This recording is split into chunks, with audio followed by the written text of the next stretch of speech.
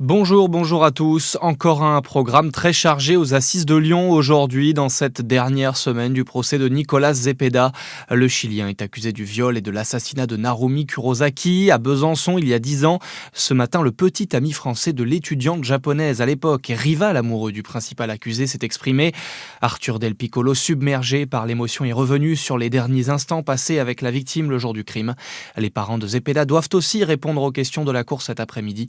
Pour rappel, les réquisitions auront lieu jeudi avec un verdict dans la foulée ou vendredi. Après une bataille dans les urnes, les élections municipales pourraient se poursuivre devant les juges à Paray-le-Monial, où la liste d'opposition a déposé un recours devant le tribunal administratif. Philippe Guyot des Caïla conteste la validité du scrutin et estime avoir constaté une irrégularité majeure concernant les bulletins adverses qui ne mentionnaient pas la nationalité d'une candidate ressortissante européenne, ce qui est pourtant exigé par le code électoral. Andrea Cari, élu avec 54% des voix, regrette qu'un tribunal ait été saisi pour un tel problème.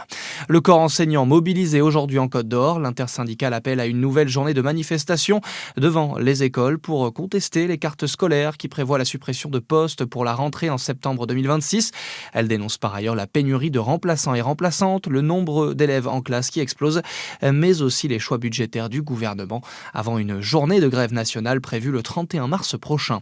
C'est une première sur le territoire. L'URSSAF de Franche-Comté et l'association Belfortaine Casque Bleu, accompagnant depuis longtemps les entrepreneurs, ont signé une convention pour mieux soutenir les chefs d'entreprise en difficulté. L'initiative concerne notamment le nord de la région. Les détails avec vous, Lina Sidi Moussa. Oui, l'objectif est d'intervenir le plus tôt possible auprès des entreprises rencontrant des difficultés économiques quant à leur croissance ou face à des fragilités financières, mais aussi quant aux souffrances psychologiques rencontrées. Le tout par le biais de meilleurs échanges entre les parties afin de prévenir toute cessation d'activité notamment. L'URSSAF n'est pas seulement là pour contrôler les chefs d'entreprise, rappelle l'organisme franc-comtois, et c'est justement dans cette optique que la collaboration avec l'association Casque Bleu est née.